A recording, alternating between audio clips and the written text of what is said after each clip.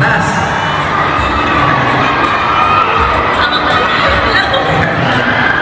Kumpara yan sa naging mall show at premiere night ni Xian Li kung saan nilangaw siya. Magandang araw mga kachika! Andiyan po ulit ang inyong Chika Patrol. Bago tayo magsimula mga kachika, inaanyayahan ko muna kayong mag-subscribe dito sa ating munting channel para palagi kayong updated sa mga latest at nagte-trending na mga showbiz balita. Niyanig ang tagig. Yan ang magandang title sa dinaluhang event kahapon ni Kim Chiu at ni Paolo Abilino sa Market Activity Center sa Taguig kahapon. Kasi ba naman mga kachika, talaga namang napakadaming tao. Mula first floor hanggang fourth floor ng mall punong-puno ng mga supporters ng Kim Pao. Kitang-kita din mga kachika yung saya at excitement sa mukha ni Kimi at ni Paolo. Sa totoo niyan mga kachika, hindi pa nagsisimula yung event meron ng mga kumakalat na larawan kung saan makikita natin kung paano sila maglambingan ni Paolo. Yung tinutukoy ko dyan mga kachika yung kanilang mga backstage unseen footages. Meron mga kachika parang sinusubukan buhatin ni Paolo si Kimi tapos gusto nang itakbo.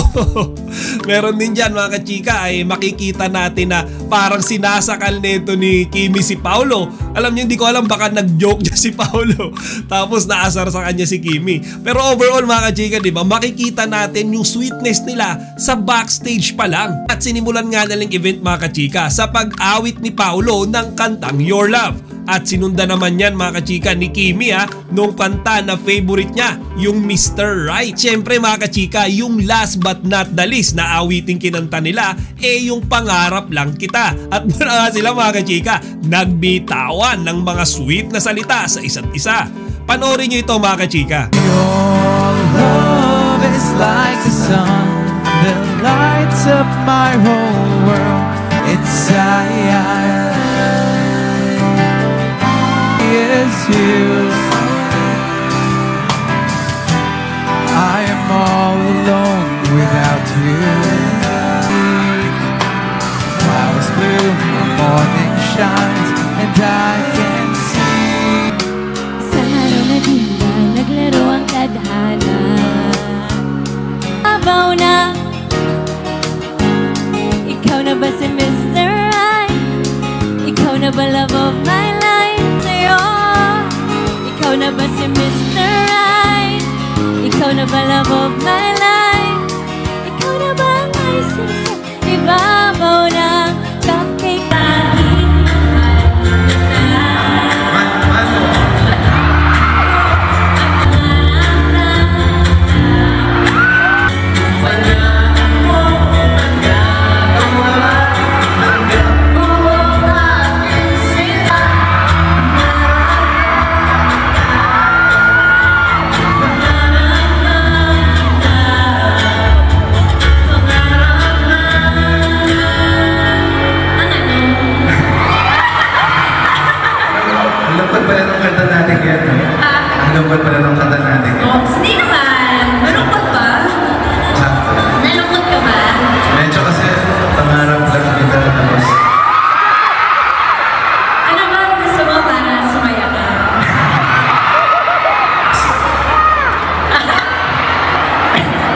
Di ba mga kachika, ang nakakatawa dyan si Paolo Abilino, yung mga sinasabi niya kay Kimi parang meron siyang gustong ipahiwatig Parang doon mismo sa stage na yon gusto niya nang aminin na talagang sila na ni Kim Chiu. Parang si Kimi lang mga kachika yung medyo nahihiya pang isa publiko yung totoong relasyon nila At matapos nga ng nakakakilig na performance na yan mga kachika nagkaroon din sila ng Q&A kay MJ Felipe.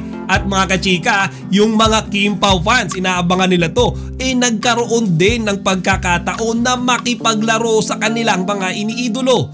Panoorin nyo ito mga kachika. Manonominate tayo sa Best Kiss category.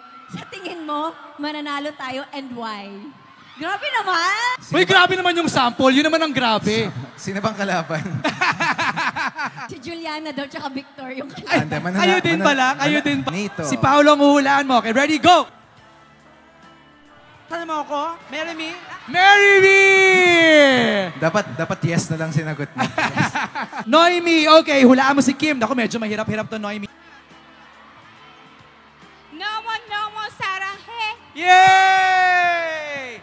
At ayan nga mga kachika, yung isa na nakakatawa dyan, yung Becky na nanghula dun sa sinasabi ni Paulo. Marry me daw mga kachika. Sabi nga ni Paulo, sana nag-yes na lang daw yung Becky. Dapat Paulo, hindi mo doon sa Becky sinabi yun, dapat kay Kimi mo na sinabi yun. At bago nga matapos yung event na yun mga kachika, nagkaroon din sila ng picture taking. Yung isa mga kachika sa pinaka nagustuhan ko dyan, yung nag-take ng picture or video si Kimi at si Paulo gamit yung kanilang mga cellphone para daw sa kanilang binubuong reels. Magawa kasi kami ni Paolo ngayon ng yung sama namin sa reels namin. Pwede ba yun? Please say hi sa video. In 3, 2, 1! Hi everybody! Hello! Nas!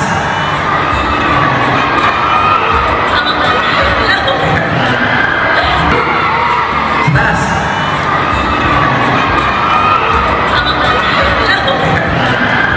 Kita ko mga kachika sa totoo lang kung gaano kalakas ang Kim Pao, kung gaano kadami tayong sumusuporta sa kanya, kung gaano kadami yung mga fans mga kachika na talagang willing silang makita sa personal. Kasi mga kachika, isipin nyo first floor to fourth floor punong-puno. Kumbaga sobra-sobra yung pasasalamat ni Kimi at ni Paulo sa kanilang mga fans.